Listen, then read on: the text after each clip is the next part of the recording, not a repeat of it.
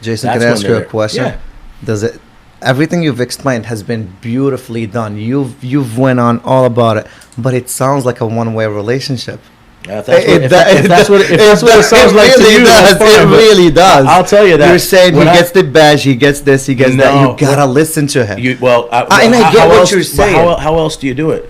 You give me one way how you can be safe not listening to a cop. I mean, I'm not.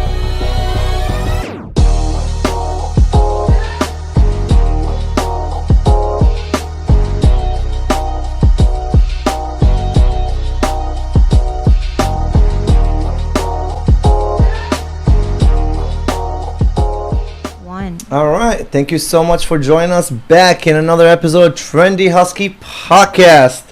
If you haven't subscribed, please go and subscribe in our YouTube channel, Trendy Husky Podcast, or Instagram and Facebook as well. Today we got beautiful Ali again in production. Hi guys. We got me as your host, Yasi, and we have a special guest during these special times. We have Officer Jason Lehman. How are you, my friend? I'm doing great. Thank you. Did I say it okay? Lehman okay? Yeah, I actually passed the test, which made me a sergeant, but I'm not one of those rank no, people. hey. I'm not a rank person. Sergeant Jason Lehman, there you go. No, man. Hey, you earned it. And he came bearing gifts, by the way, today. That's Look it. at this sick hat over here. That WYSM. That is what is this? You partner up with these people for... So the people on the back is it's not really the people. It's a concept called Event+Response Outcome, and we can talk about that later. Okay. But yeah, so that's the hat. That's our organization. That's the nonprofit that I founded. It looks like a nice hat. I'm not gonna lie. I like it very much. Thank you so much. We better see you wear it one day. We are gonna for sure. Oh yeah, for sure. For sure, man. Thank you so much for coming in today. Mostly during these weird times. A lot of weird times right now. We have to talk about it. The stuff in Kenosha, the stuff in Atlanta, the stuff in Minneapolis. I like to get right into it. And it's great that I have you today because it's nice to get a perspective from a police officer. You know what I mean? With the news outlets right now, it is becoming too much to bear, if that makes any sense. So it's nice to talk to someone who has been attacked or has been in the middle of this Black Lives Matter, who's been fighting for the cause, and now we get a perspective from a police officer who's inside the force, who's been through the whole experience as well. And I love your PR, by the way. You have great PR. You go and you help out in black communities all the time. You go and play with the kids all the time. I know it takes a lot of time, it takes a lot of effort and stuff. So what got you, first of all, my first question is, what got you to actually become more involved in the community like that? Yeah, it's a really good question. I got hired in 2006 as a police officer. Okay. And growing up as a kid, I made a bunch of bad decisions. I actually got arrested myself. And it's nothing to brag about. Mm-hmm. And as I tell stories on the podcast, I want people to realize, and I think this doesn't get covered when you have short pieces, is people leave certain emotions out when they're limited in the time that they speak. Mm-hmm. And so I just want to make sure that we have that understanding that as I speak through some of these ideas over the next few minutes, some of the emotions get skipped, but the emotion's all there. I quickly got onto a gang and violent crime suppression team, and in 2009 I got into a undercover drug deal that went bad. And I got into a use of force. And in that use of force, it ended up becoming a fight for my life. And at the end of that fight for my life, unfortunately, I got up off of the person that I was dealing with and the person that was dealing with me, and I took a deep breath. And when I looked down, he wasn't breathing. And that changed me. And that altered who I was as a person for to this day. And so my gun was immediately taken from me. I was separated from my team. I was immediately suspended. I was immediately what I felt to be a homicide suspect, which, by the way, I think is a very important feeling. I think part of that is how it's supposed to be. Mm-hmm. In America, people are supposed to be innocent until proven guilty. When a police officer gets a badge, I think that they should almost take on the role and the understanding that a little bit of them is proving that what they did was not wrong. Mm-hmm. So I think there's some importance there. But I spent about 2 years trying to figure out what I was going to do. And when I spent those 2 years trying to figure that out, I couldn't hold on a relationship. I couldn't sleep. I was seeing therapists. I was seeing psychologists. And I was not a normal human being. I had bad thoughts in my own head. I had bad issues. and it was very, very hard for me just to live a day-to-day life. And so people that sit there and say that police use force and they think it's okay and they go back to work, that's the mindset we get when we watch movies. And the only education we have is the education that we have. So we watch a movie, a guy does a shooting, he goes back to work. A guy does a shooting and the guy flips over a table.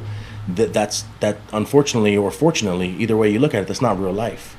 And so because we depict these police heroes in these certain ways, we see the things that are going on today, and some ideas are already created in our head. And I understand that because I have my ideas in my head because of my experiences. So in 2011, I was on a team, and the team that I was on, we were going to be ambushed and killed inside of a park. At least that was the threat. So the threat was made, and we were told about it like 2 days prior. We were ultimately, we made some changes to make sure that didn't happen.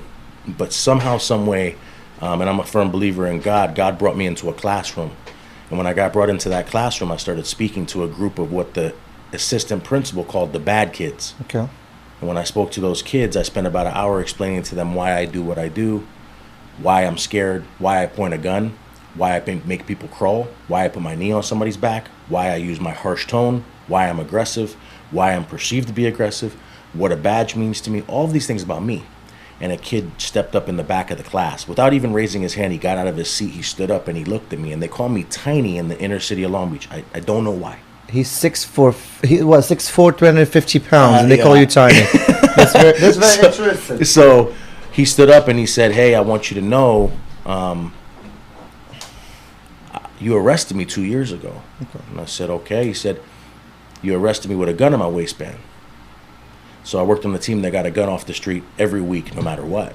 So we're 2 years removed. That means 100 guns. Mm-hmm. He says, "Do you remember me?" I said, He said, "Hey, it was across the street from the school. It was raining that day. I was holding my girl's hand." And now I'm specifically remembering this one time where a guy would not put his hands up for me. So I'm pointing a gun. I'm saying, "Get your hands up." And there was a call that he had a gun in his waistband. So I'm extremely scared.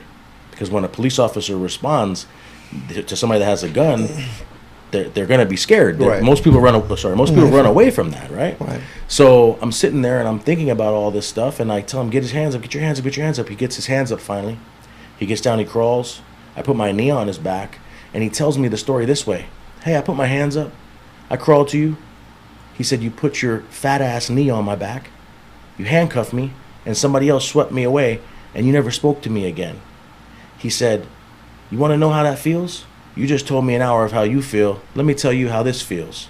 I was raised never to let go of my girl's hand. I was raised to respect women. I was raised not to be disrespected in front of my mom, who was across the street watching this interaction.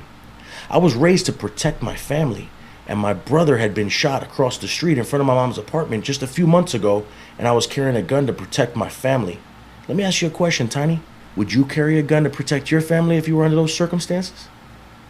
He said, I want you to know something else. The gun wasn't for you. He said, "Do you think that we carry guns that are for you?" And I'm sitting there at this time, and I'm blown away. Right. And he says... That's strong. He says, and this will take us to the end, but he says, "You need to know something." I said, "What's up?" He said, "I listened to you. I did what you said. And I didn't get hurt. You explained that today in a classroom like I'd never heard before.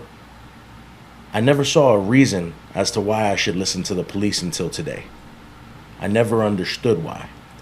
But you just explained why I should listen. And you can't stop." This is a 17-year-old telling me I can't stop. I came just to talk to some kids, and I don't even know really how I got there. Right. He says, "Today's the first day I respect you, Tiny." He said, "For a while now, I've been planning on how I was going to hurt you.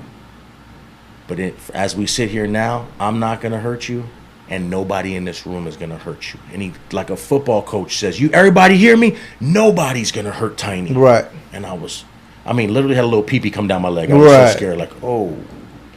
So I looked at him, and at the end of the conversation, he looked back at me, and he said, "You can go now, Tiny." And I got up, and I walked out of the room.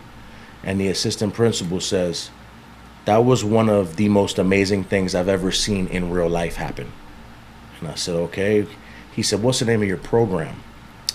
I said, "I don't have a program. I'm a cop. I'm trying to go back to being a cop." He said, can't stop doing this. You got a program. Well, we fast forward, and this program in 2011 becomes a program that gets solidified in 2012. In 2014 becomes a nonprofit. From 2014 to 2016, we train about 10,000 community members on how to better interact with the police. Starting in 2016, we start training the police. So far we've trained 35 agencies in the state of California to a system that we've built. And we built the system with the community perspective in mind, which is very, very important. All right. It's very important. And so what I learned from walking out of that classroom was I learned two things. Number one is that when I delete the universal, I think about people differently.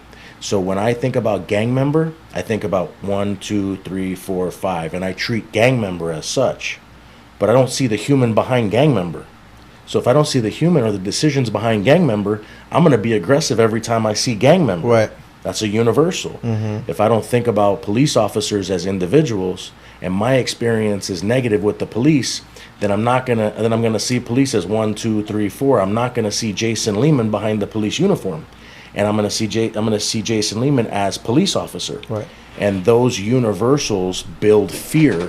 And fear is the root of all acts of violence, and that's what leads us to the position that we get in these isolated incidents that are happening in different areas, and that's what we're seeing out there. The second thing I learned is the best way to do it is to step into the shoes of the other person as much as possible and realize that there's more similarities than there are differences. Okay. And work through the similarities and not the differences. So I didn't get dead. I got to stay alive. I got to continue doing my work. I worked 7 years of uniformed gang and violent crime suppression team with some undercover stuff in there. I worked on a bunch of different task forces and things like that. I spent 3 years as the community engagement officer for the police chief and the chief in the city of Long Beach. And I've just been able to do some great things. And just recently, about a year and a half ago, I became a supervisor, and now I supervise 24 police officers who work on the street. And my job is to make sure that they have everything they need to do their job effectively, and to make sure that they don't step out of line, do anything wrong, and that they're providing the best exemplary service they can. Do you feel like, let's talk about the academy for a second. Do you feel like that's enough training? Because that's been on everyone's mind lately. That everybody's been bitching and moaning that you can't train anyone in such a short time. Do you agree or disagree with that? There's a lot of, and sometimes I can't just say agree or disagree. So there's more, there's a little more to it, but there's a lot of dynamics that go into it. To train somebody in the academy costs about $140,000 a person. Okay. So if we're training to train police officers, we have to invest money. Mm-hmm. So if we're going to make the police academy longer, we couldn't defund the police. Okay, that was going to be my next question.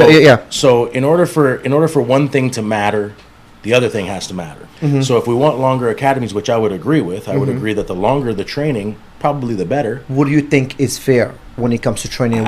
I don't know the answer. I think it's a per person thing. I don't think that I think, again, there's universal ideas, and I'm not a universal guy, so I'm not going to be able to give you universal ideas, but I went through an academy for 26.5 weeks. Okay. And in those 26.5 weeks, every single week, I practiced tactical communication. I practiced making sure that I was legitimate in policing. I practiced making sure I could deal with the mentally ill every single week for 26 weeks. I practiced all of these different things that people don't realize we do, right? Fair and impartial policing, implicit bias, procedural justice, racial profiling, cultural diversity. All of those trainings exist in our academy. A lot of people don't realize that they all exist. But how much of each do you need, right? In the academy, there's 36 modules you got to cover. Right. And those 36 modules really cover a bunch of different things. So I don't know what you would need more of the academy for, but my belief is that the academy structure is there to be able to work in the amount of time that the student is there for. So they try to make it work the best way possible. If they got more funding, they could have a longer academy. That's my belief. If you don't have more funding, you couldn't make a longer academy because you wouldn't be able to pay the people in the academy, the people that train the academy, the people that, and then all of the stuff on the outside of it, right? So I don't know the answer to that. Okay. You had the incident that happened to you back in 2006.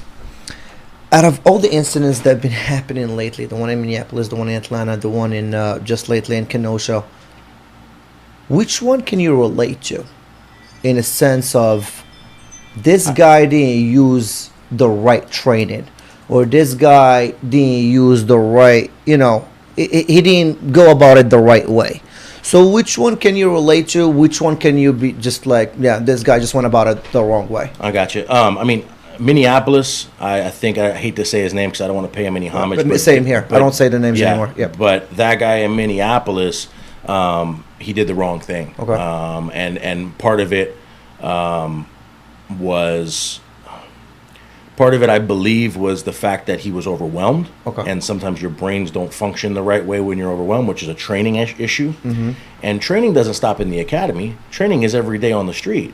So if you're training and practicing to be an a-hole, then when it comes down to it, at the end of it, you're going to train to be an a-hole. And at some point, being an a-hole and being that guy are two different things. Mm-hmm. But there was an issue there where he did what I believe was the right thing up to a certain point. And then next thing you know, he didn't stop. He didn't readjust. He didn't reassess.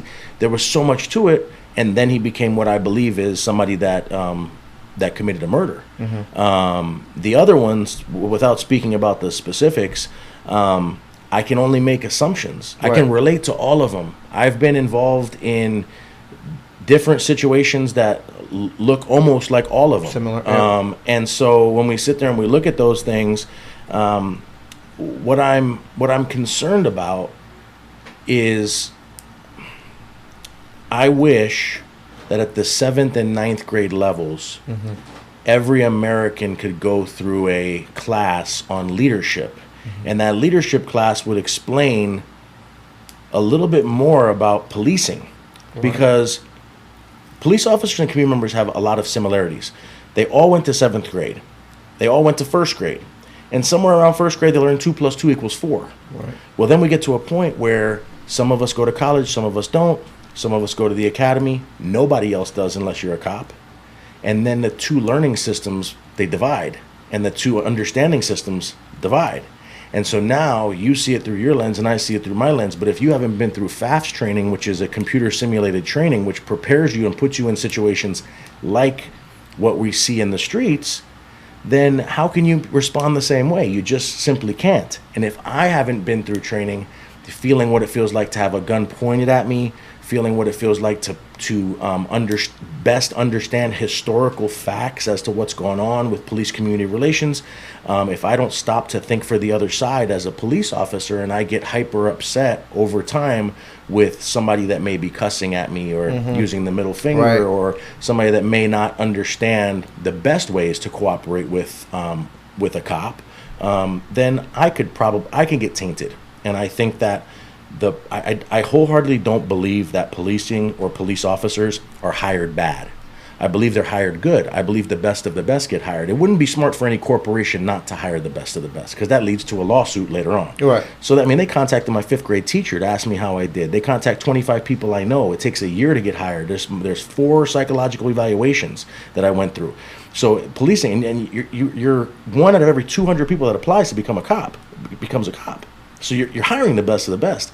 But then if we don't deal with trauma and we don't deal with ongoing training and we don't deal with all of those things, every once in a while you get a police officer that does something that they shouldn't do. And that's what's occurred in at least one of these cases, in my belief, which is the Minneapolis deal. I like the way you broke it down about the whole trip, because I was one of those. I was like, I don't think they give him enough psych tests. Mm-hmm. Because if they turn this much of a psycho, that means but I like the way you broke it down. Actually, they don't deal with the ongoing trauma, which actually makes a lot more sense.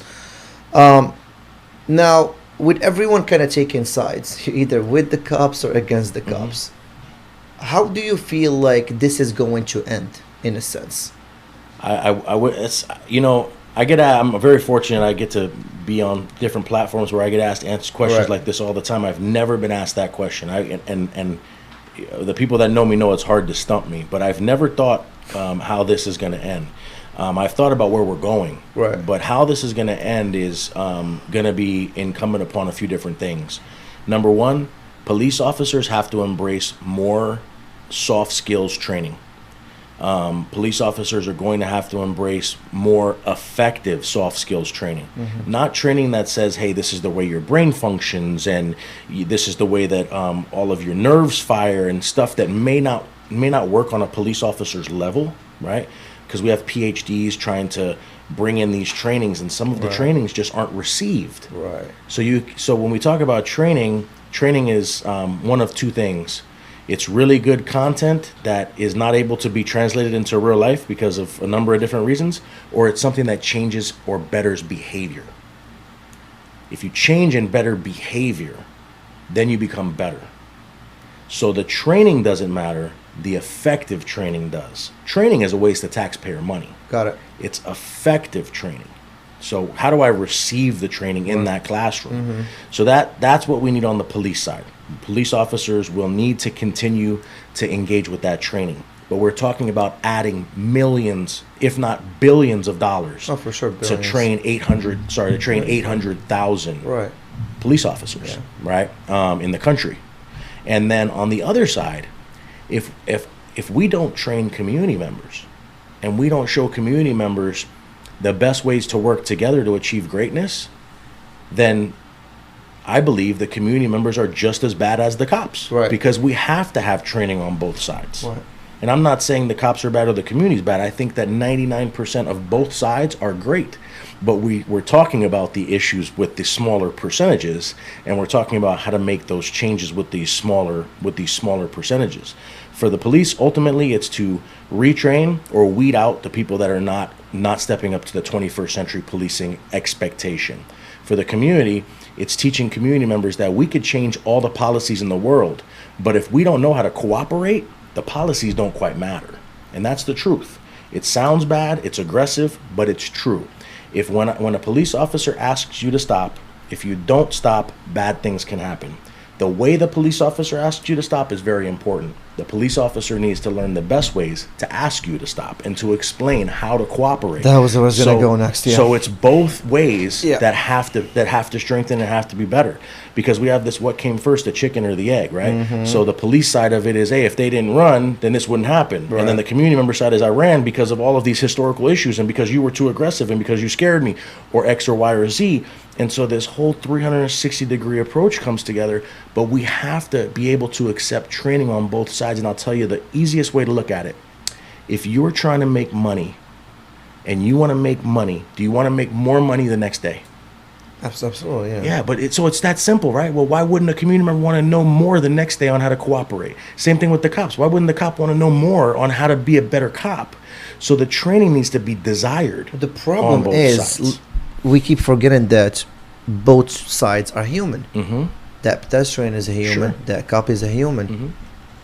This guy might have a bad day. The other guy might have a bad day. Yeah. But it shouldn't lead to someone losing their lives in the end of it. Shouldn't.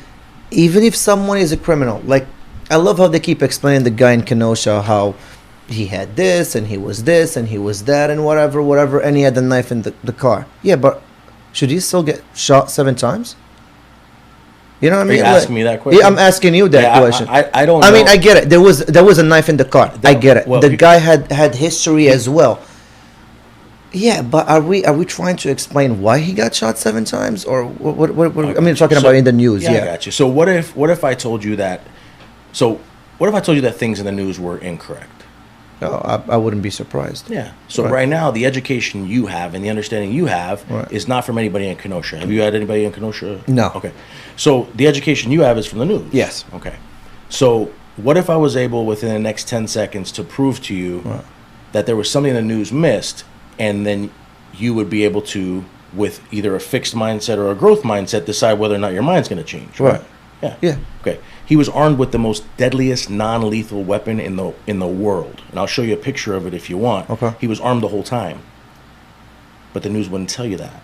And I can show you a video and a picture. He was carrying a knife to the car. Okay. The knife was in his left hand. Also, it wasn't in the car. No. He had it on him. On his hand.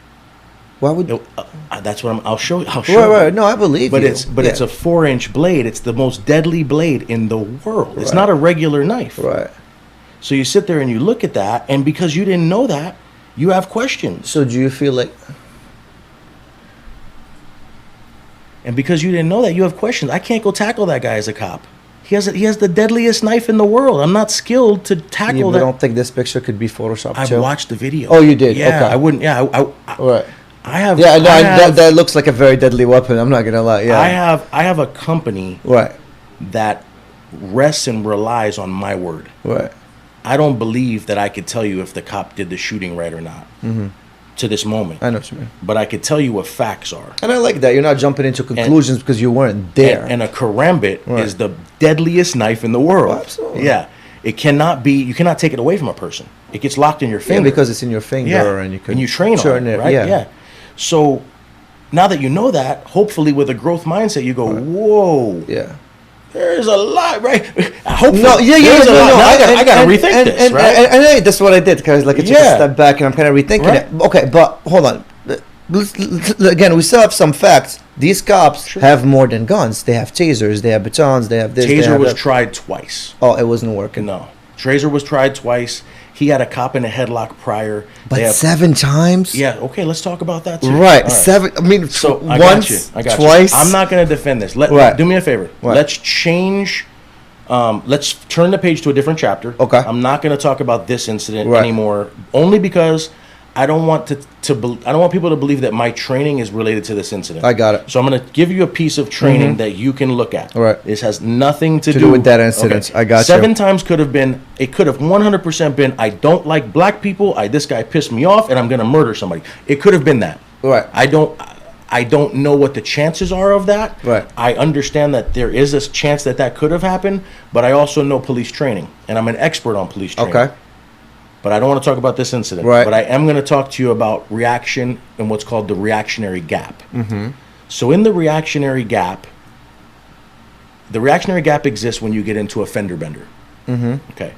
When you get into a fender bender, the car in front of you stops. Their brakes, right? Right. Why do you run into them?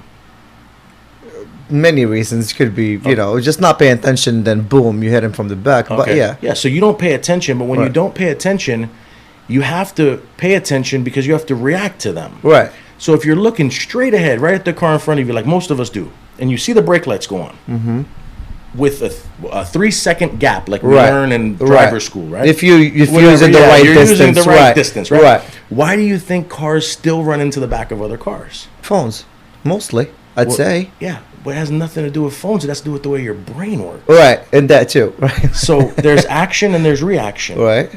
Action is always faster than reaction. So the car in the front decides to stop. Then the car in the back has to make a reaction to that action, right? So I get where this you're is the going way our with this. brain works. So it'll take me 20 seconds to explain it. So I see that the brake lights go on. My brain has, and this is factual, this is science. My brain has to process that. That processing takes 3/4 of a second to an untrained mind. So you train, you change it a little bit. Then I have to tell my brain to send messages to the neurons to make a decision, to let one part of my body make a decision, right? So from my brain to my foot, I have to say stop. That's another 3/4 of a second to make that action happen. So there's 1.5 seconds that you have to utilize from the time you see something to the time you get to act in a stressful situation. Okay? So that 1.5 seconds is called the reactionary gap. A police officer, when they perceive something, it takes them a little bit less than 1.5 seconds to make a decision, but that's actually a pretty long time. Right? Well, when I decide I'm going to do something, how long does it take for me to decide I'm going to stop doing it? The same amount of time. It's called the reactionary gap. So when I decide I'm going to pull a trigger, right, wrong, or indifferent, if I make the decision to pull the trigger, it takes me 1.5 seconds to make that decision. And I'm going to pull the trigger until I perceive that the threat, that whatever threat I've seen, till I perceive that threat has stopped. I'm not shooting to kill. I'm not shooting to end somebody's life, at least not the training that I've gotten. Right? I'm shooting to stop whatever that threat is. Well, when I decide to pull the trigger, right, in order for me to decide that that's 1.5 seconds, how long does it take me to tell my finger to stop pulling the trigger? About the same amount of time. 1.5 seconds. In that 1.5 seconds, I get 6 trigger pulls. 1 every 1/4 of a second. Just like you would get at the shooting range. So in that time, I'm pulling the trigger because of fear. And I'm not talking about right. Kenosha. He's not talking to Kenosha. Right. I didn't see it in your face. You're sitting like, wait, no. I'm talking about the way we are trained. Try to just explain the whole. Right. This is force science, and it's something that's proven by community members and everybody. It's science. It's proven. Science. Yeah. Got you. It's the same. That if it wasn't proven, we'd never get into car accidents. So what ends up happening is the police officers have to stop pulling the trigger. And I know there's a lot of sports fans on this, and a lot of you talk to athletes, awesome athletes. You had a great wide receiver on that was talking about really cool stuff, all different kind of stuff. It's the same reason why receivers or why defenders get juked in sports. Right. But it's right there, but it's wrong when a cop does a shooting. Because it's the exact same brain function. The exact same brain function is, okay, I'm going to shoot, right? Which is, okay, I'm going to step left. Right. And then the guy steps right. And what do? I can't step right. But I thought that my step was going to make the tackle, that my step was going to steal the ball. But because I didn't step off, really bad things happen. Got it. And so police officers have to do hyper training to make sure that they understand that, to make sure that that doesn't happen. So it comes down to training in the end as well, a little bit. A little bit it does, and a little bit it comes down to cooperation. And it comes down to the fact that you gotta cooperate. There's two sides to this. The training is one thing, but in that instance, my belief is when it comes down to the time to use force, police officers should not be identifying and recognizing color and saying, oh, because they're a certain color, I'm going to do that. That's not okay. They should be identifying bias they have so that they don't utilize that bias, because bias you have, it doesn't go away. You just can't act on it. You can't act on your bias. They have to make sure those things are intact. But when it is time to utilize deadly force, and the police officers made that decision, that decision is something that police officer has to make to save and protect whatever community member, themselves, the circumstance, whatever it is. So you can't just sit there and say, okay, time out, let's stop right here. That's not how this works. You get to a position where you have to utilize force. It's the force necessary to effect an arrest or overcome resistance. And whatever that force is, you try and use. Obviously, you try and start with minimal force.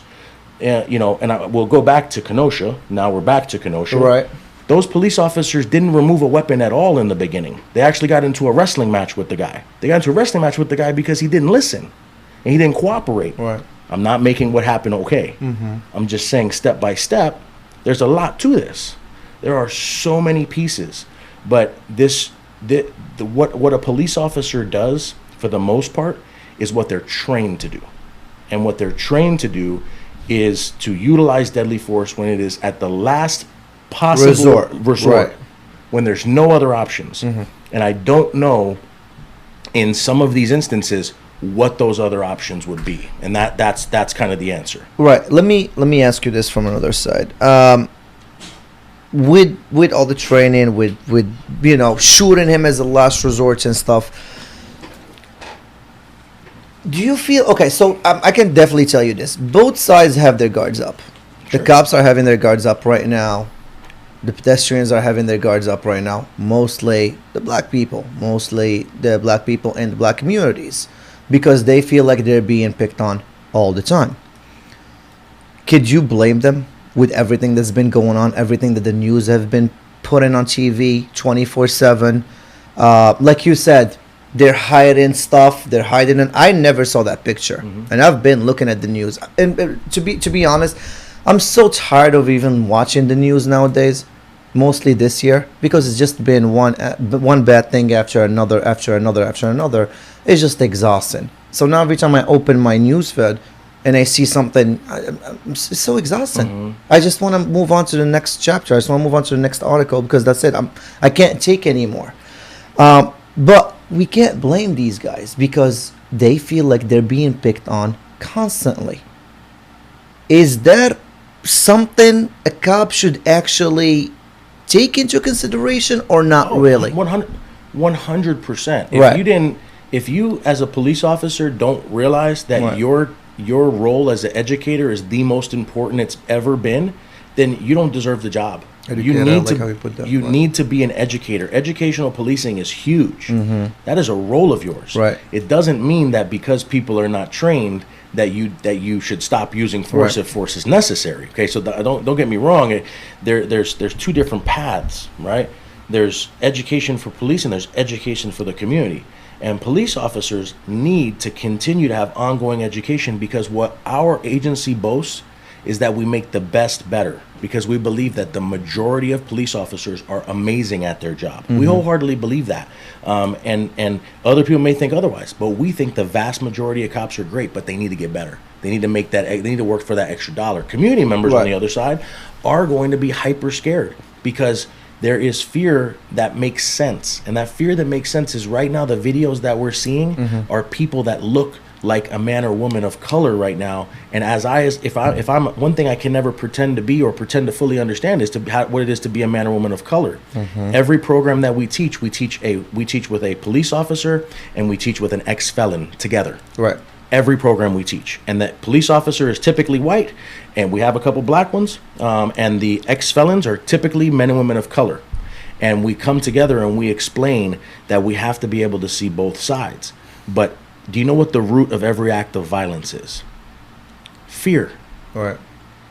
So if I watch the news and I get scared, I have a less chance of listening. Right. Because that's exactly where I'm at right now. Right? With fear, I don't want to listen because I can't get trained, because it's hard to train past fear. Right. So let me ask you this. Right. What's more important when it comes to reducing fear? Teaching our young people how to cooperate with the police and how to get through a contact safely, including reporting police misconduct, including understanding of internal and external affairs processes and turning that? Or is this more important? How to be stopped as a young black male by the police? What's going to create more fear? The second one. Yeah. And what we're doing right now is, we as a community, myself included, I take my badge off and I'm a community member. What we do as a community. Well, you took time from your schedule to be here and talk about this. That's okay, but so, what, yeah, but, I mean, I appreciate that but very much. What we do as a community is, we sit there and we say we have to train people of a certain color differently, and I disagree with that. I believe that we have to know about all different races and know about history and know about all that.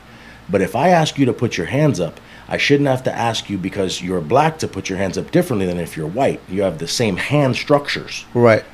And I shouldn't feel that I have to go to a special training because I'm a person of color. Now, right now, that's hard to swallow. But I think that the training should be the same. If the training's effective, we cooperate. If the training's not effective, we don't cooperate. And same thing for the police. But the police have to understand differently. They have to understand right now. And I believe that the ones I'm around are taking extra time and extra precaution with men and women of color right now, and probably precaution that they've been taking for a long time, but always precaution we can always do better at. Right. We can always do better at that stuff. And I try not to use universal statements, but that's something that I think is true. And I don't know if I answered your question, but that's how it goes. You did. You did very, very good at that. Community policing. Because you're talking about educators in the community and stuff.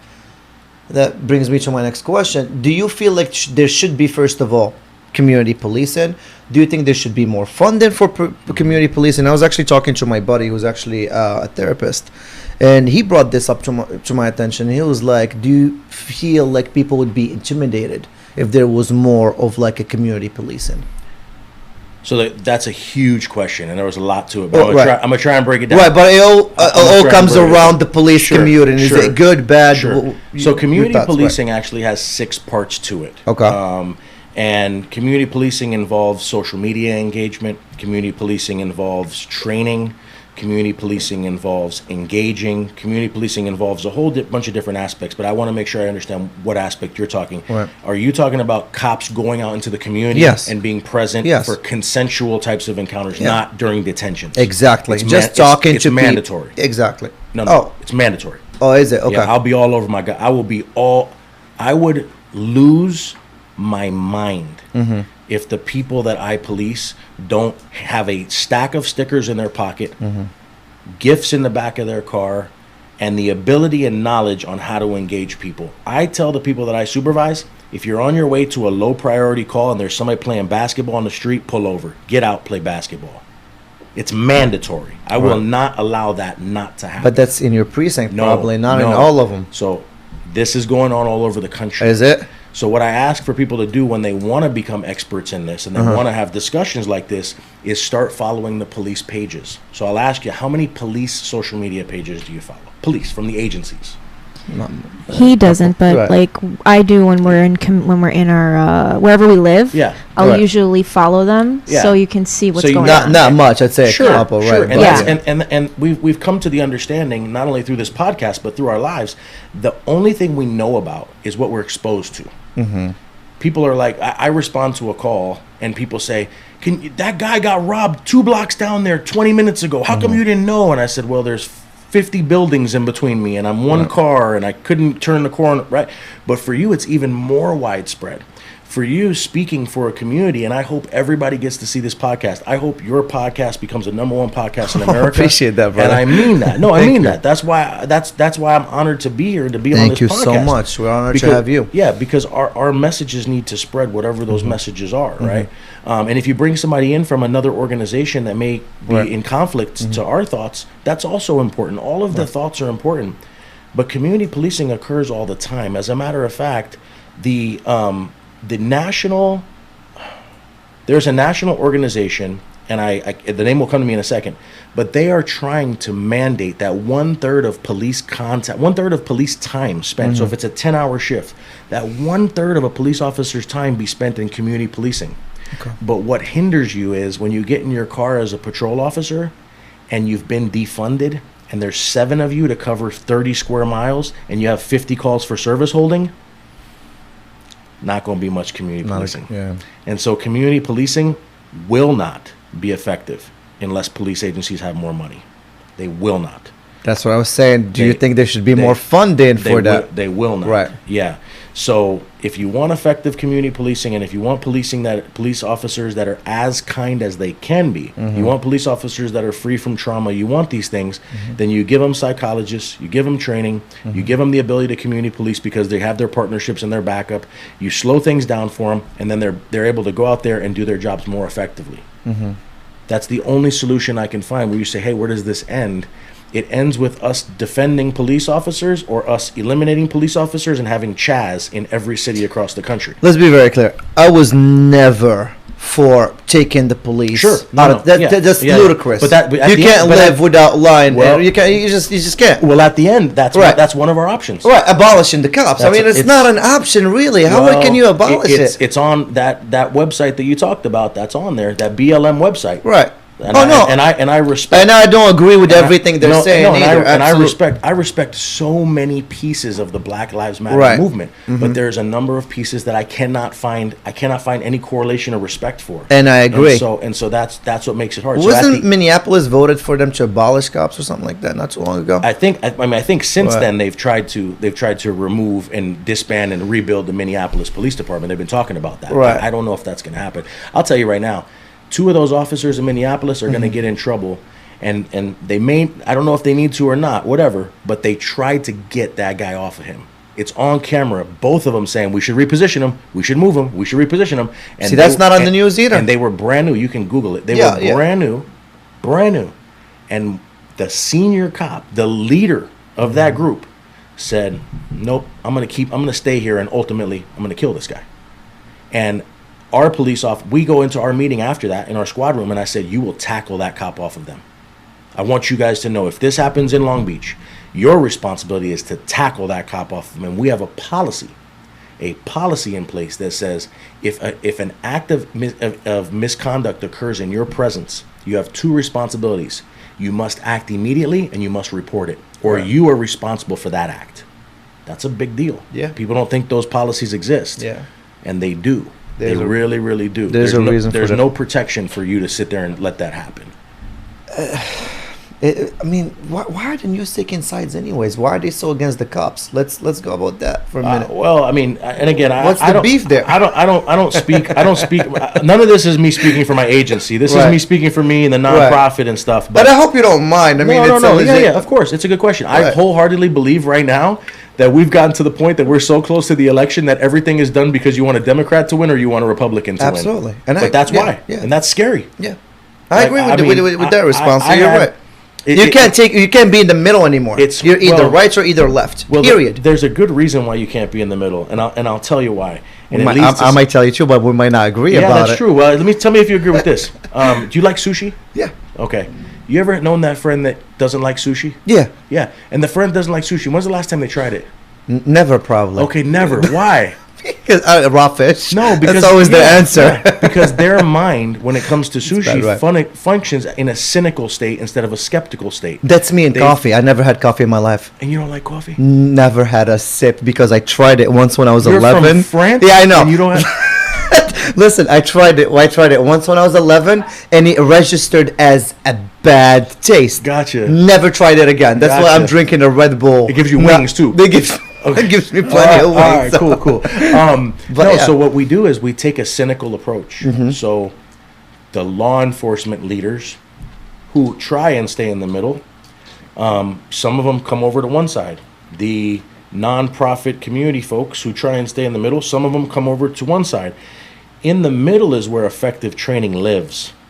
If I'm not doing effective training in the middle, I'm only training one side. Well, how does my training the one side teach me to go that way? Right. If all I do is turn the steering wheel left, how is my training going to get me in the middle?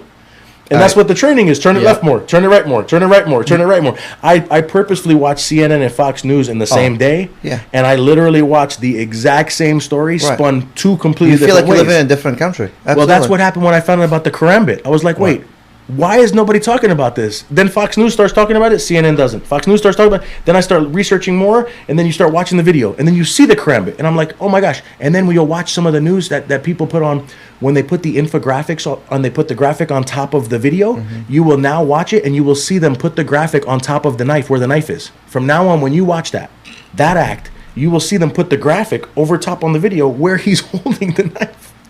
And that's incredible. It's like, what are we doing? It's weird. And it's not like one is better than the other. No, CNN is BS. Fox News are BS too. Well, those are universals. I think there's great aspects to a bunch of these different pieces. And I try not to speak universally about any specific group or person, including the police. There's bad cops. Oh, absolutely. There's bad cops. I mean, I just think that there are a very small percentage of bad cops, just like there's a small percentage of community members making bad decisions.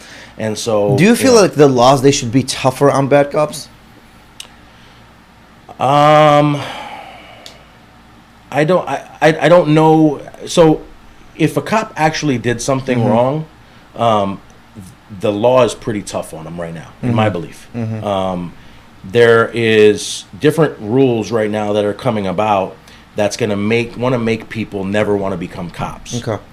So there's something on the ballot right now that if a police officer interferes with a person of the media and was to say to a media person, hey, the crime scene was here, but we found some evidence right here at the line of the crime scene. You being here could interfere with that evidence. We need you to move back. Well, if that movement back was considered interfering with the media, that cop is guilty of a misdemeanor, an arrestable offense. Okay. Yeah, absolutely. Yeah. Yeah. So in 2006, if that was the rule, I don't want to be a cop. Right. I'm not applying. Right. So then, because right. I think I'm going to go to jail for telling a media person to move back. There's another one that comes out that if a police officer was found to use profanity in public, they can lose their state certification. Right. They can't swear. Not racial slurs. No. They can't swear, period. Swearing. They can just swear. Not right. Yeah. Now, I teach police officers not to cuss. Right. But you talk about human mistakes. Right. If you're out there in a stressful situation and you say... fucking curse. You say something, sometimes that's going to happen. Right, absolutely. Are they going to come up with soap in your mouth if you swear? Well, that's what's going to happen. Is it come with a bar of soap? Well, that's the thing. And that group, you guys can look into all this. Senate Bill 731. Senate Bill 731 is going to absolutely change the face of policing because more laws against the police. And when we wish for these things, we don't know exactly what we wish for. And this is what I was going to say. Because we're not very well educated on this stuff.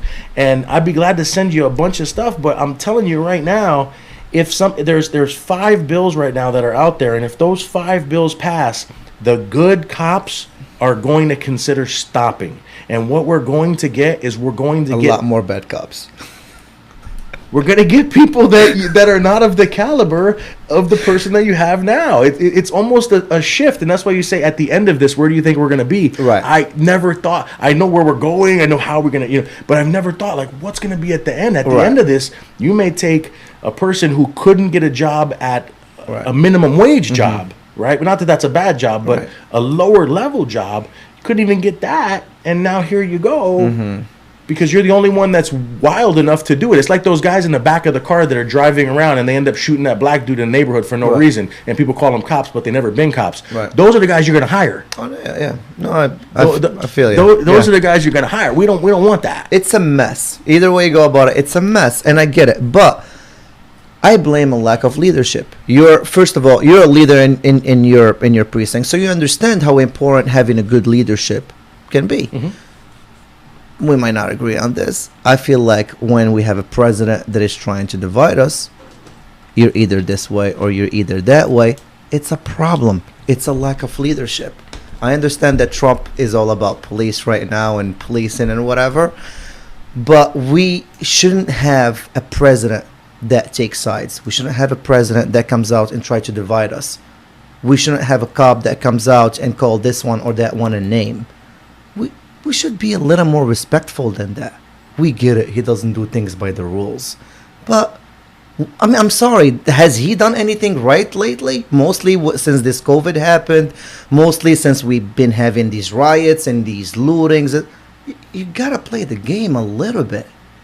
Though, I don't know. Like, what I don't try to get... No. I mean, my political beliefs are something that I don't really choose to speak about because the truth is I understand that our commander-in-chief has a lot of control. Right. Our commander-in-chief absolutely said that what Derek Chauvin did was horrible in Minneapolis. He came out and spoke about it. Yeah, but we're giving him credit for the very little stuff that he... I mean, that guy messed up, period. No one in the world will come out and said Chauvin did something. I think there's probably a few really weird people that think that's okay. I mean, I'm not going to sit there and make a universal. There's some really weird people out there that think that's okay. I'm still not going to give him cookie credits for it. I got you. And you don't have to. That's the thing. You and I don't have to think about the president in the same way.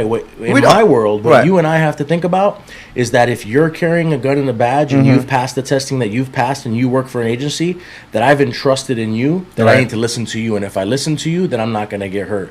And if I carry the gun and the badge and I work for the agency, I have to know that I have to be as fair and impartial with you as I possibly can, and I have to do everything I possibly can not to use force on you. And a police officer's biggest responsibility and strongest point is when their gun is not in their hand. Jason, can I ask you a question? Yeah. Does it? Everything you've explained has been beautifully done. You've went on all about it, but it sounds like a one-way relationship. If that's what it sounds like to you, it really does. I'll tell you that. You're saying he gets the badge, he gets this, he gets that. You gotta listen to him. And I get what you're saying. How else do you do it? You give me one way how you can be safe not listening to a cop. I mean, I'm not saying that's what you're saying. I'm saying there is a way how. Okay, when you pull someone for a stop. There's a way how to actually talk to that person. We teach 12 tips. That doesn't mean they always follow them. Okay. And I'm not trying to fight you on this. I understand that. Trust me, I take your word for it that you work with your guys. There is trainings for all this stuff. There is multiple steps. We have the #1 training in the state. I believe that. I run the training called procedural justice in the state, and we train all up and down the state. And it's just ultimately it's a reminder to police officers. There's nothing new. How often do you guys check out your dash cams? Our dad. Your body cameras body cams are reviewed all the time. Right. They're reviewed on every use of force. Randomly. They're reviewed randomly once a week. Right. They're reviewed all the time. Right. And if something comes up, then that's addressed. But you're asking about training, but you're not listening. I feel like you're not listening. I teach police officers when they walk up to think about the heartbeat of the person inside the car, to introduce themselves by name, to explain why they were pulled over, to give people a understanding. And the police officers have to understand four main things. They have to understand that voice is important, and the neutrality of voice is what keeps things safe. They have to understand that there has to be fairness in the process, and in fairness in the process, you have to explain the fairness in the process. They have to understand transparency. They have to explain what they're doing, and they have to make sure that through all of that stuff, that they're impartial in their decision making, and they train to that. So you're telling me I'm doing a one-sided thing I'm telling you about all the training I'm police saying officers the way do. it other sounded, side right. of it, the other side of it is you gotta listen. By the end of the day, you gotta listen. Right. There is no sugarcoating. If you find a different way, Right. then you can find a different Right. way. Resisting the police, It's right not gonna now help you by the end of the day. is- I've never that- was that- for a resist. That's not going to work. I can't find a way that it's going to work. And Right. trust me, I have a community board of directors that are not police officers that are sitting there. The president of the Ministers Alliance for the city of Long Beach works with us, a black man named Gregory Sanders, and he says we got to find another way. But he teaches with me, and he teaches that cooperation, it will always beat defiance. Cooperation will always beat defiance. If we cooperate now, we can complain later. Mm-hmm. If we don't cooperate, it's not a good thing. It has nothing to do with power or the gun or the badge. It has to do with, okay, I need you to get your hands up. Nope. Okay, well, can I give you a cookie or a cracker? Get your hands up. Right. I get Right. what- So then we hit a point where we're like, okay. Right. So I'm not trying to say Right, it's right. one-sided. Right. The cops got to try. No, their best. you said the point what I was having a problem with is how the cop comes up to that person, Sure. the way they Oh, address no, them. Because we have absolutely. some cops that talk to people, they talk down to people. Absolutely. They talk to them like they're animals. Do me a favor. That's what I have a problem. Watch the Pasadena. Write this down, please. Right. The Pasadena PD community briefing on their last officer-involved shooting. Pasadena PD. Pasadena PD community brief of their last officer-involved shooting, and they show the body cam. They show everything that happened, and you can watch. I mean, you can pull up Right. all different agencies. But I speak about this agency because we've trained this agency. We're partners with this agency, and it's public knowledge. Right. And the officer walks up and he says, "How you doing? I'm Officer so-and-so. I stopped you for. Can I see your license and registration?" He says, "I don't have a license." And you know what the officer says? "Hey, man, I get it. It's sometimes you drive around without a license. That's okay. Can I get your information?" And the guy Right. says, "Oh, okay. Because you don't have a license, I'm going to ask you to step out of the car. That's my protocol. Mm-hmm. Can you do that for me?" The guy steps out. The cop on the other side is talking to the passenger, even more friendly than that. He gets the passenger out, and the guy gets out, runs away from the cop, pulls a gun out, runs towards the house, and gets shot. No, it could have not went better from the cop's side. I get what you're saying, but it still went wrong. Oh yeah, absolutely. And now, what do you do, right? So now, You can't right. what training? What training do you follow for it? Right. You don't. You know what the training is, and it's unfortunate.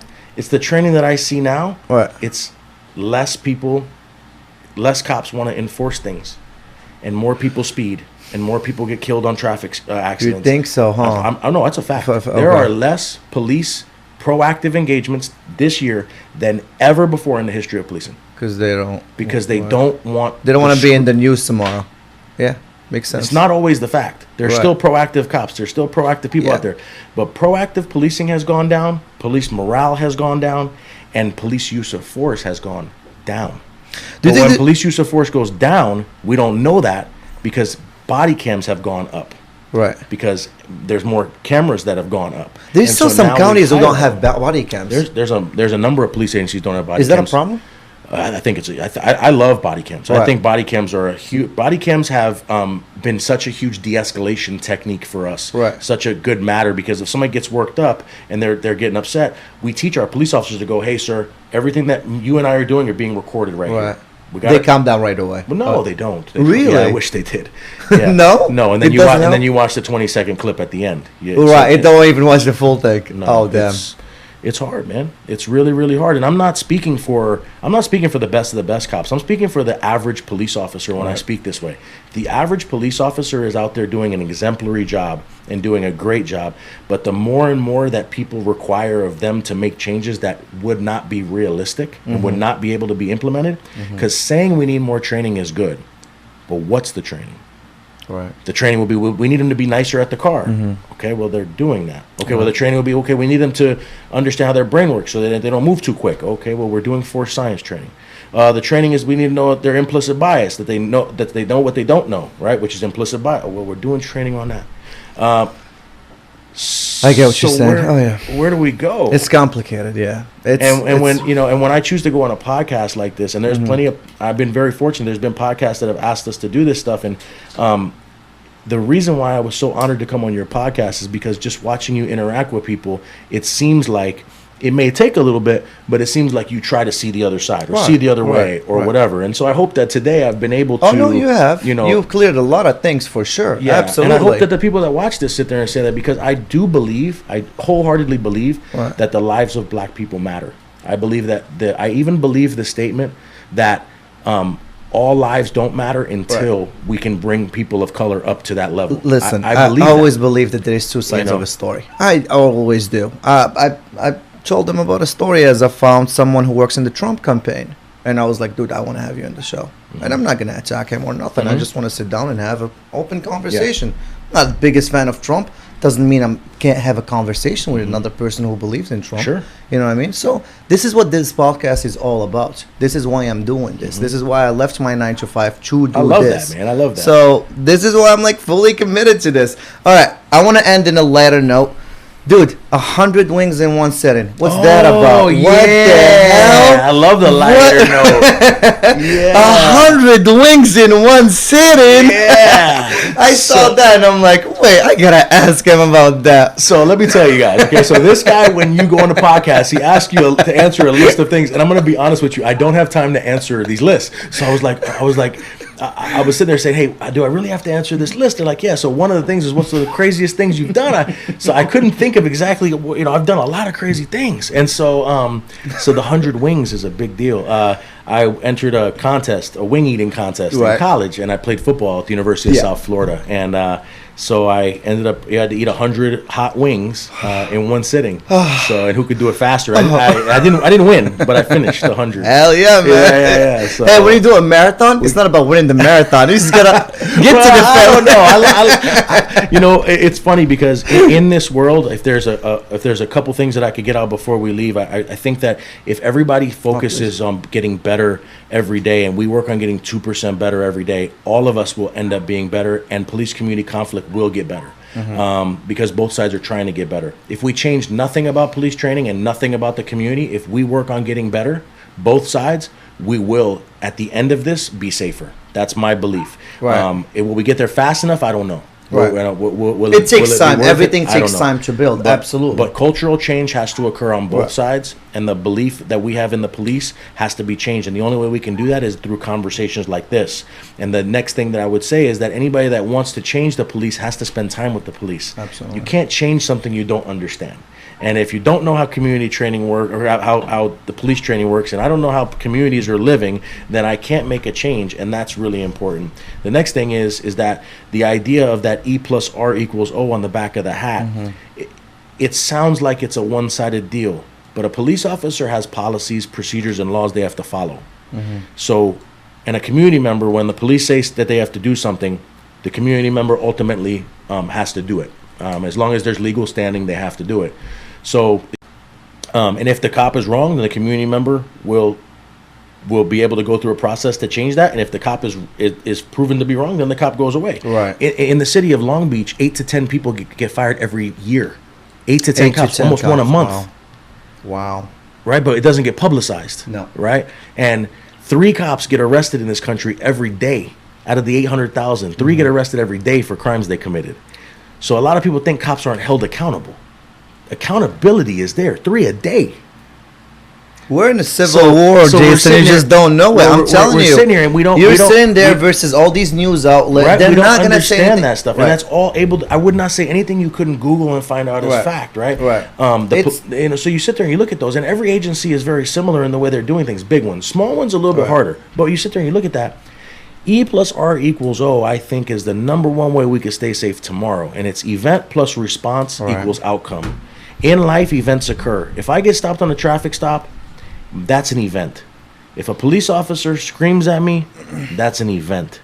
My response to that event is going to build the outcome. And whether it's right, wrong, or indifferent, these are facts. The fact is, if I find a way to be okay with this stop, the outcome should be okay. If when the police officer says something, I don't get upset, the outcome should be okay. And on the flip side, the same way. Right. If I'm a police officer and I walk up to somebody and they say, "What the F you stopped me for?" which is where the name of the organization came from, and the cop has a couple options, but the only option that's professional and just right now is, hey, what you're saying right now and the tone you're using is scaring me.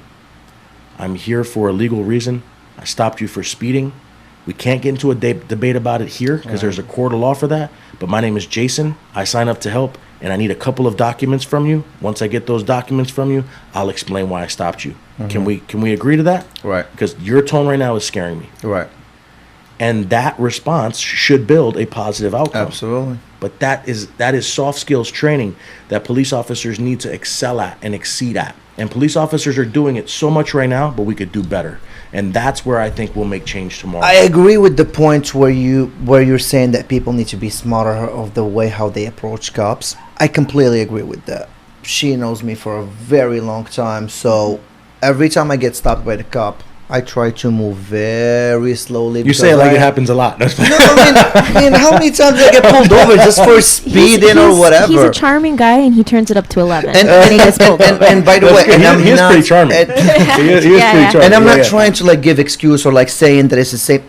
I'm not a black guy, and I'm not gonna understand what these guys are going through, and I'm not explaining how everybody feels. I understand that you guys feel on edge, or you guys are feeling scared, or all that stuff. I get that. I have my perspective about it. I've seen my friends, I've talked to my friends, I have friends from both sides, and this is just only my 2 cents about it. I can't pick who's right or who's wrong by the end of the day. Let me ask you this. You go through a lot being a surgeon in Long Beach, and I know Long Beach can be tough at times. You know what I mean? It's a very big, diverse city. You got a good side in Long Beach, you got a not so good side in Long Beach. So I know, how do you just tune off? When you get home, how do you just like relax and just try to, you know what I mean? Yeah, how do you decompress? Is it the... So I'll tell you, first of all, and I think it's important for people to know this. Because when you bring something up, it brings me back to my training. I respect what you say. And in my world, I don't think that we can see one side as good and one side as not so good, because we label all the people in that not so good side as not so good. I think that there's an area of town that has less crime and an area of town that has more crime. Right. And I believe that area of town that has more crime has 1 or 2 people that are breaking down each city block. And that city block is full of the good side. Right. It's full of good people making great decisions, and there's a couple people in there because of a bunch of historical, socioeconomic, cultural reasons are making decisions that make them look like they're criminals. But really, most criminals are good people making bad decisions. Most criminals are people that go out there, have kids, have jobs, and then they make a bad decision. And if as a police officer, I'm going to judge that criminal for what they've done right then I'm just as bad as a community member or anybody else that's upset with the other side, because we can't see past the uniform of that criminal. So one thing that helps me to get past all this stuff is that when I go home as an effective police officer, and we teach trauma-informed care, and we teach how to identify trauma. When I go home, I have to know I didn't make anything worse in the area I was. I only made it better. I like the way you put it.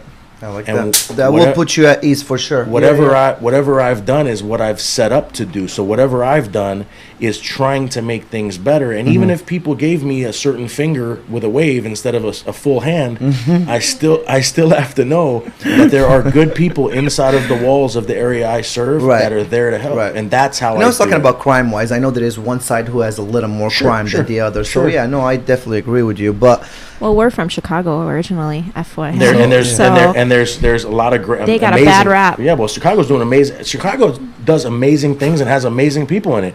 And then we sit there and we look at those numbers and those stats, particular issues around Chicago is scary. Yeah, absolutely.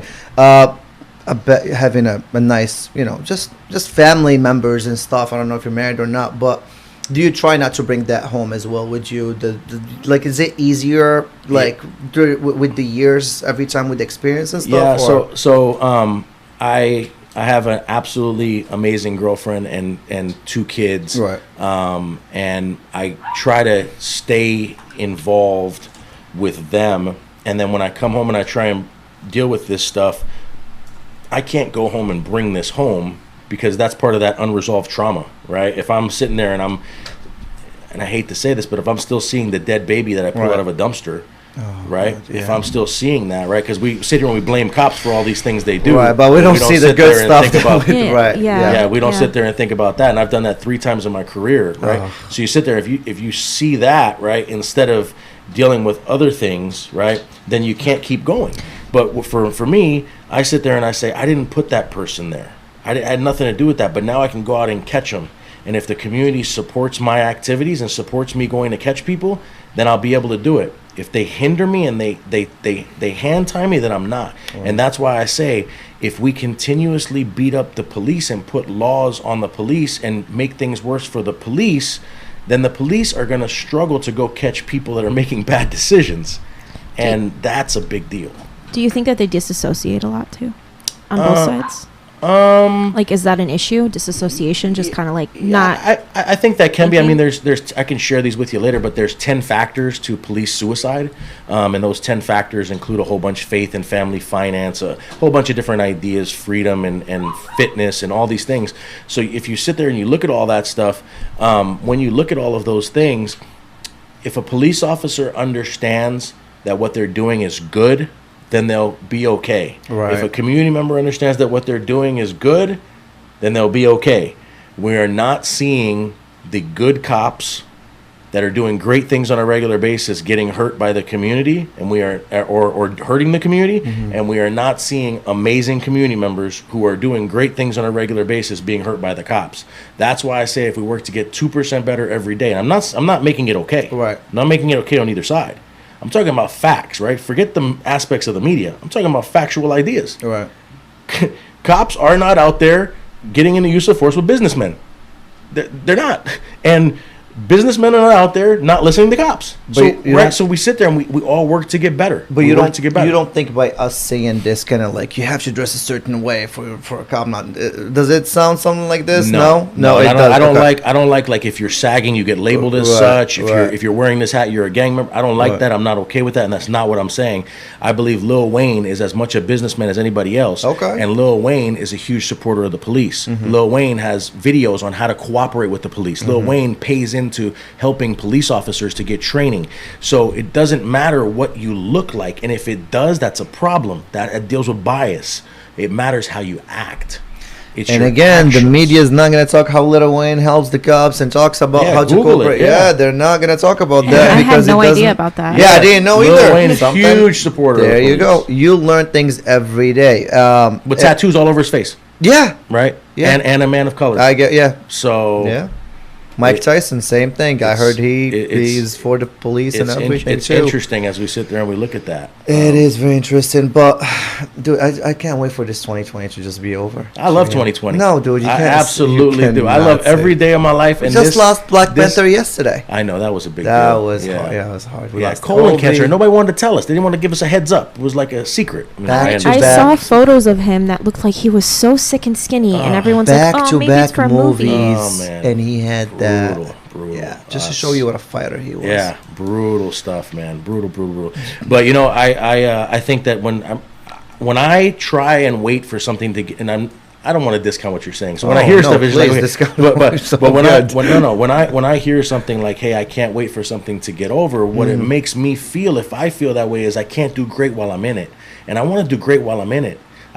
If this podcast doesn't do something to help a police officer and a community member come together, because my ask of the community is to wave at a police officer. There's a challenge out there that my buddy Mike has put out there called the Officer Challenge. I'd ask you to look it up. And he's fighting to ask community members to walk up to an officer and talk to him, but not just talk to them how they're doing. Say, hey, do you have kids? What do you do in your off time? What do you do to de-stress? And take that and put a little bio on social media about that officer and take a picture with him.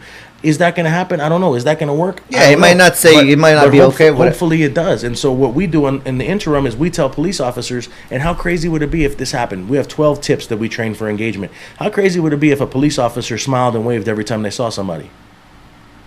It seems pretty human, doesn't it? Yeah. Well, if you're on your way to go deal with a domestic violence incident that you could see was similar to something you've dealt with 2 days ago where you got in a fight, you're not going to be smiling and waving to people. No, probably not. Yeah, no. but we teach that.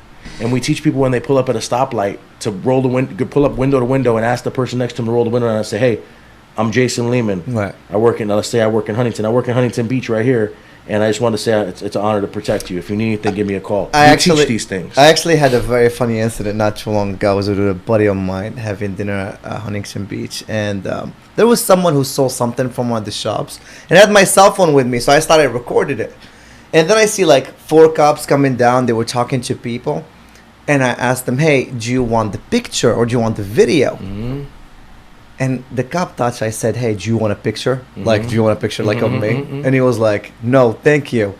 And my friend was like, wait, were you trying to be a dick to him? And I'm like, no, I actually have he's like, he probably completely misunderstood you.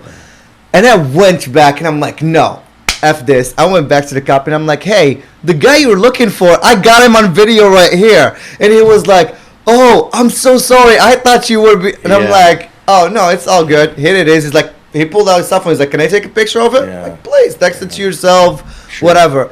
You're right. A lot of it is a lot of misunderstanding.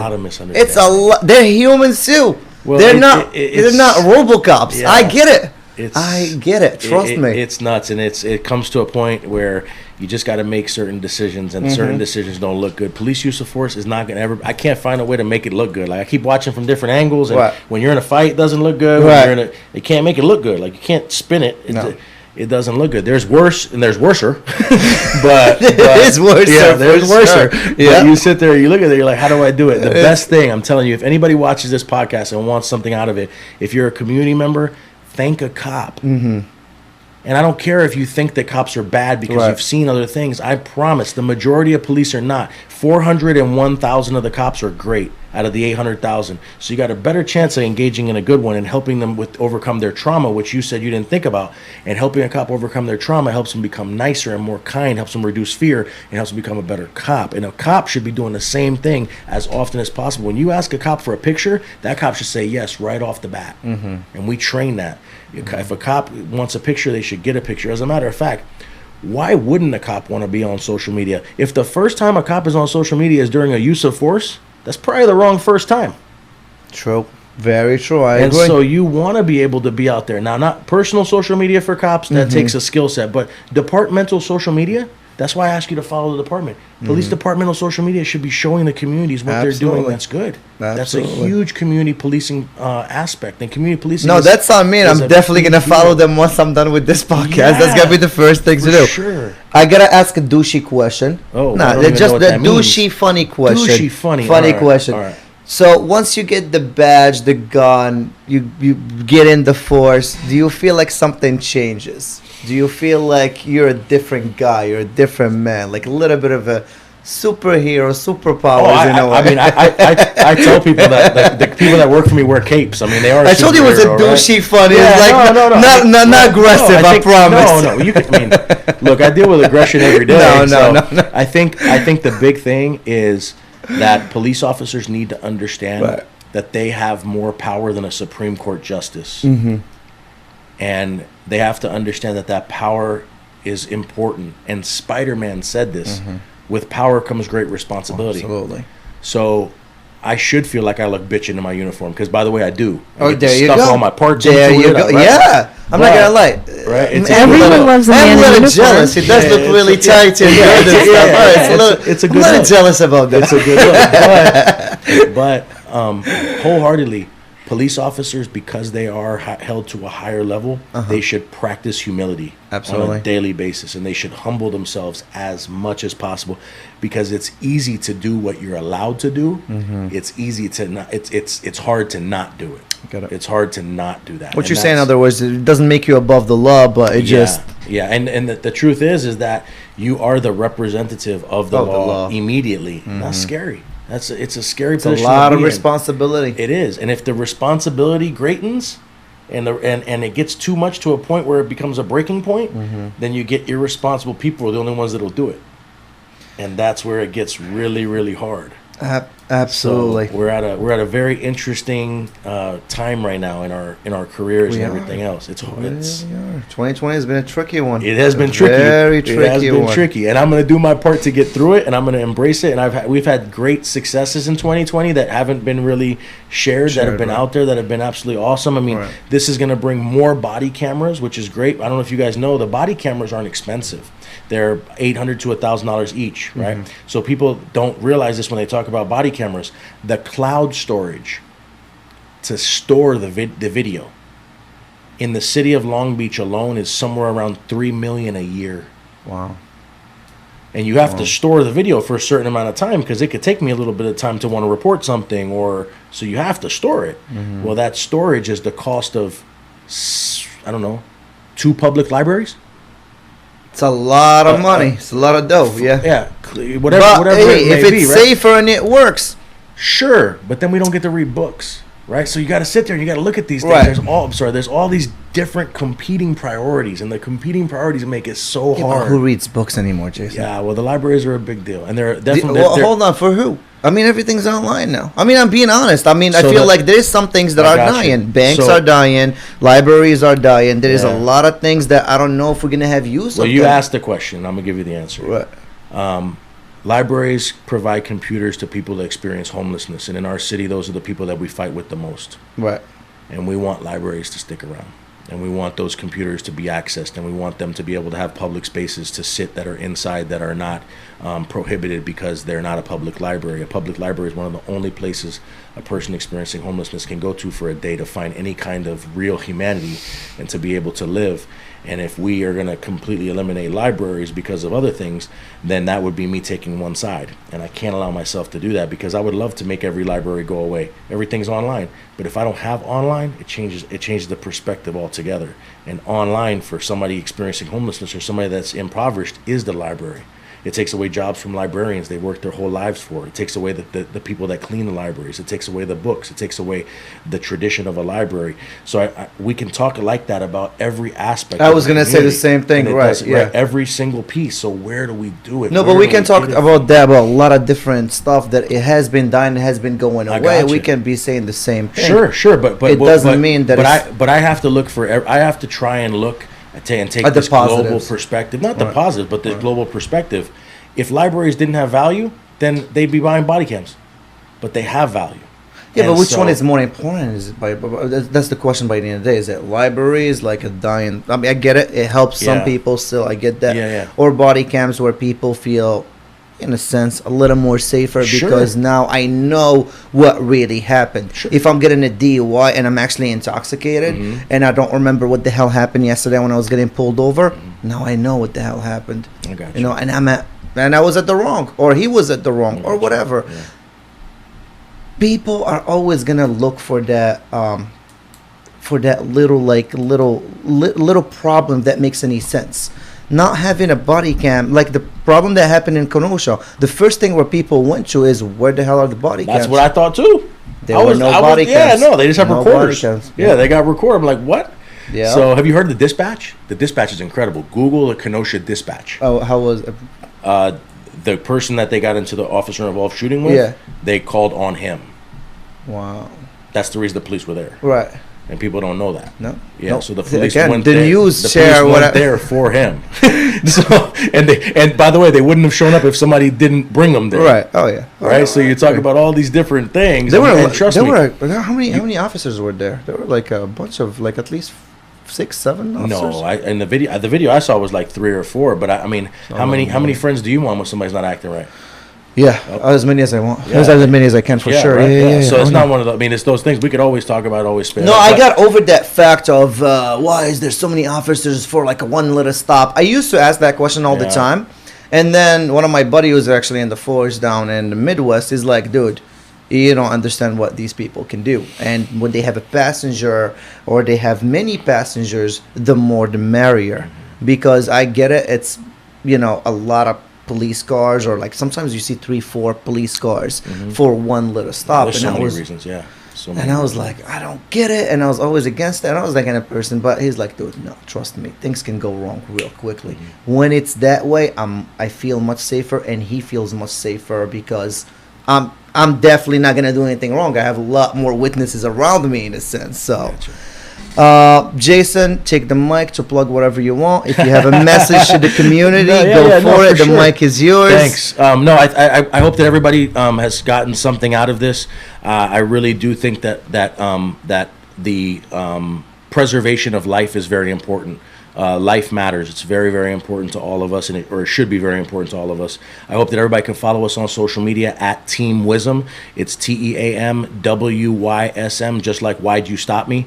And on Team WYSM, you'll see not only our police training, but our community training. If anybody wants to bring police training or community training to your area, we can provide it to you. We will come to you. We're glad to come to you. And our website is WYSM.org, WYSM.org. I appreciate the time. If you're looking at this shirt, this black, white human shirt, understand, you can see it. I can see it in the reflection. But the black, white human shirt, it's a company called Human Citizens that we partner with. And they, again, are trying to make some changes.